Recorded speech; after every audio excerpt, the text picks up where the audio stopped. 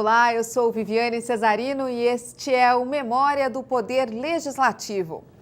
Um programa que resgata o passado para explicar como a Assembleia Legislativa de São Paulo se consolidou como um espaço democrático de debate. Existem muitas formas de fazer esse resgate. Nós escolhemos trazer de volta a essa casa as pessoas que contribuíram para isso. E quando ex-deputados se tornam entrevistados, tudo pode acontecer, viu? Hoje a gente vai conversar com Tunico Ramos, o homem que presidiu todos os trabalhos da Constituinte Paulista de 1989. Deputado, muito obrigada pela presença aqui no Memórias. Obrigado, estou eu. Vamos começar, do começo, contando como é que o senhor se envolveu com a política. Eu sei que isso começou em Mococa. Eu era um menino um pouco, um pouco irrequieto. Eu acreditava que teríamos que fazer mudança. E vi muito em mim, naquele momento que eu assistia aquele pai falando para o filho: meu filho, saia desse movimento. Quem paga o teu estudo sou eu. Não vá nesse movimento. Isso eu vi agora há poucos dias. E naquele tempo não existia bullying, não existia nada disso. E por ser irrequieto, eu ficava muito triste em ver meus colegas com medo, sem coragem e até desmotivado, omisso. Isso me incomodava muito. Mas isso criança, assim, pequenininho? Eu estou falando 17, 18 anos. Adolescente. Porque eu fui expulso do tiro de guerra e do ginásio, e espero que não sirva como modelo, mas fui expulso dos dois e vim para Piraju, fui para São Paulo e vim militar. Eu vim militar a política estudantil. Mas, Tunico, naquela época, assim, 17, 18 anos, o que te incomodava, assim, por ser... Era inquieto em que sentido? Eram as injustiças, de repente, da sala, isso? Eu gritava porque não tinha voz. Eu via aqueles amigos sendo prejudicados e eles não falavam. Então, eu brigava por eles. E entendia que isso era meu dever.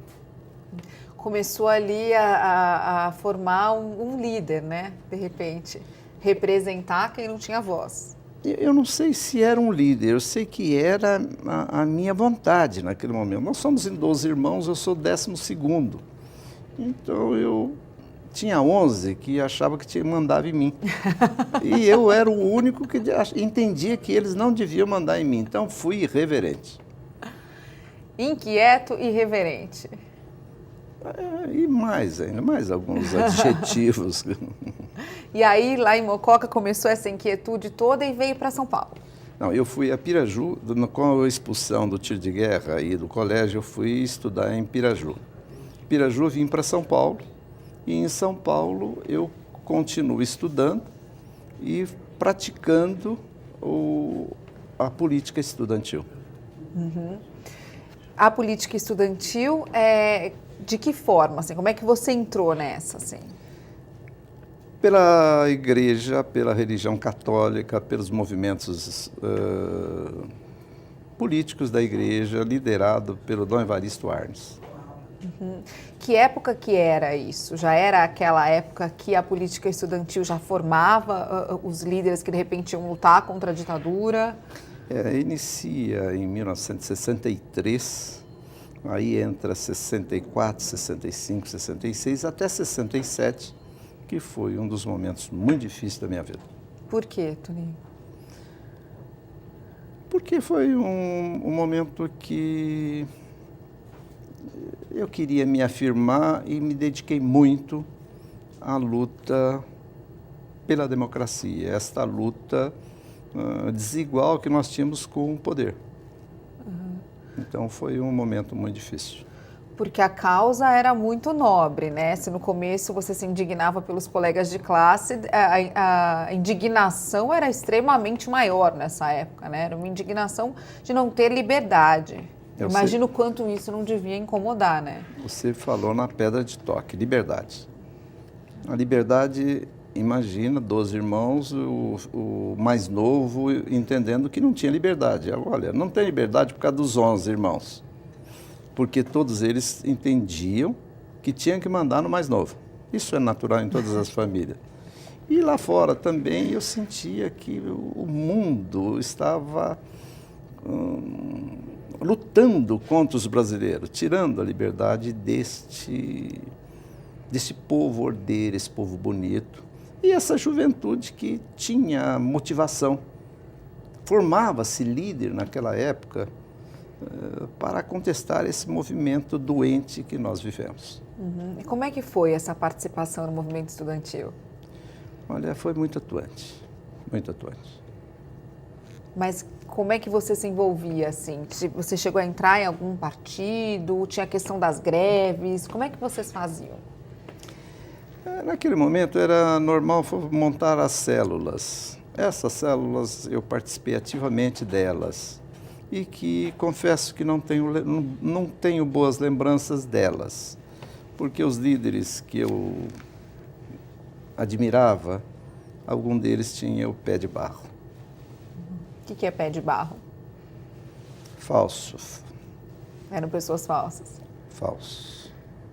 E aí, mesmo diante de decepção, tocou. Sempre continuei lutando porque entendia que a única forma de ter um país livre das injustiças seria lutar. E continuei lutando da minha forma, do meu modo. Mas aí, Tunico, conta pra gente, como é que esse caçula inquieto, que depois participou do movimento estudantil, como é que chegou até aqui a Assembleia? Aí, na minha vida dali, eu vou a São Paulo. São Paulo, eu vou ser corretor de café. Eu vou trabalhar como classificador e provador de café. Depois eu compro uma fazenda em Piraju. Depois de Piraju, eu vou fazer um curso em Washington, D.C. e Kalamazoo. Fico lá quase um ano, volto para São Paulo. São Paulo, eu vou a Araras, faço um negócio em Araras e tenho a felicidade de conhecer minha esposa Maria Elisa, onde casei-me, tenho 3 filhos e 5 netos. Sou um homem feliz com a família que constituí. E aí, lá em Araras, é que a coisa começou a mudar, então, né? Nesse mesmo período, o deputado Benedito Campos deixa o PMDB e passa para apoiar o Maluf. Com esse vazio do PMDB, a região entende que deveria convidar o Tunico Ramos para ser candidato a deputado estadual. Mas como é que aconteceu esse convite, assim? Conta pra gente o bastidor disso. Você já tinha pensado, mesmo tendo, lógico, essa tendência política natural que você já contou pra gente, mas já tinha pensado em se candidatar ou não? Não, nunca tinha pensado. Mas sempre teve. Quem me contou uma vez isso foi o secretário, o deputado Chopin Tavares de Lima. Ele disse que toda vez que ele saía, ele levava com ele uma caixinha. Dentro dessa caixinha estava cheio de bichinho, moscas, que ele abria quando chegava em um lugar que tinha líderes. E esse bichinho ia, mordia e colocava dentro do sangue a vontade de ser um líder político. Eu acho que o Chopin fez isso comigo. Aquele bichinho mordeu? Mordeu e eu sempre resolvi participar ativamente, porque entendia que a única forma de ajudar no atacado seria ter um mandato. E aí, convite feito, convite aceito? Juntou a fome e a vontade de comer, porque não só a cidade de Araras, como a região inteira estiveram pedindo para ser o candidato da região. Fui o candidato e ganhei como segundo suplente, com 42.232 votos. Isso na primeira eleição que disputou na vida? Primeira eleição do Montoro. Fui o segundo suplente. O primeiro suplente foi o Walter Lazzarini, o segundo fui eu, o terceiro foi o Fernando Lessa e o quarto foi o Edinho Araújo. E os 4 assumiram os 4 anos de governo. Isso, do governo Montoro. Que ano que era? 82 a 86, governo Montoro, que aqui quero render minhas homenagens a esse grande político que chamou Franco Montoro. Esse foi o teu primeiro dos 3 mandatos? Foi o aqui. primeiro mandato. E nesse primeiro mandato, como é que foi? Como é que foi chegar a essa casa? A primeira coisa que eu fiz, eu entrei na portaria dos deputados, um soldado faz continência para mim. Eu fiquei todo constrangido, voltei e entrei novamente. Ele fez a continência outra vez. Aí eu entendi que a continência de um soldado para uma autoridade não pode contaminá-lo. Essa questão de se achar mais do que a outra pessoa, é isso? Sim. Porque não deve ser só na continência, né? Tem a questão do poder, tem a questão de poder tomar decisão. Não, aquilo era simbólico. Aquilo ali representava para mim alguma coisa perigosa. De subir a cabeça mesmo. Assim. Isso mesmo. Mas essa é uma coisa que te preocupava, sempre manter o pé no chão, não se iludir, de repente... A vida foi sempre muito gratificante para mim. Deus foi muito bom para mim. E eu não herdei nada, eu conquistei tudo. Agora, para conquistar, você passa por momentos agradáveis, desagradáveis. E eu acho que isso que forja o líder, as dificuldades e as facilidades. Então, o político tem uma finalidade: administrar conflito. Se você vai administrar conflito, você tem que estar preparado para os conflitos. A gente vai voltar um pouquinho mais nessa questão quando a gente for contar a tua atuação como presidente aqui, né? Eu imagino que como presidente administrar conflitos seja mais comum, né? Mas quando você entrou aqui, como é que foi? Qual que foi a tua primeira impressão? Fácil, difícil, de se acostumar, essa questão de fazer leis, como é que foi?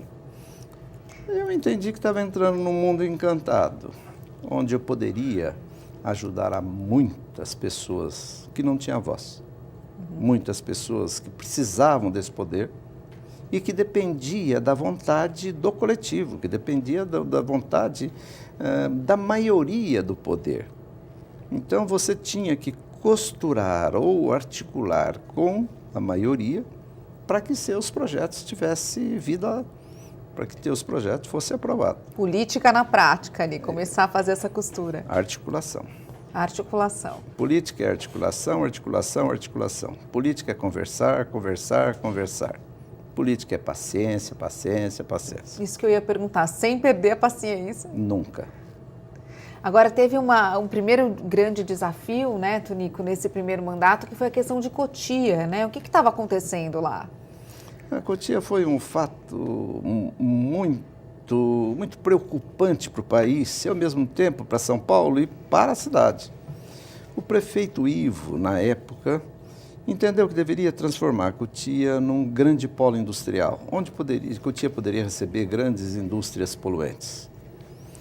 Acontece que para implantar o projeto, ele tinha que desapropriar a terra dos pequenos agricultores, que lá é uma região de hortifruti granjeiro. E a grande maioria não tinha título, eles tinham posse, mas não tinha título. E a legislação não permite que quem tem posse seja indenizado. E eles eram o grande responsável pelo fornecimento de produtos para São Paulo, e o clima da cidade de Cotia era diferenciado. Muita gente mudava para Cotia por causa do problema de saúde. E nós lutamos aqui para que isso não acontecesse. A imprensa deve ter dado uns 20, 30 páginas sobre o projeto. Nós conseguimos trazer todos os pequenos produtores na Assembleia, fizemos uma grande feira, um grande varejão aqui no plenário, na sala anexa ao plenário, e fomos à votação, foi eleito por unanimidade. Cotia não instalou um polo industrial. Foi pode-se dizer assim, a primeira grande vitória, assim, política da sua carreira, assim? Não, foi uma vitória. Uma vitória importante. Importante. Porque senão os produtores estariam, né, sem condições de trabalho. Não, eu não diria nem sem condições de trabalho. Eles estariam abandonados. Talvez estivessem morando debaixo de uma ponte.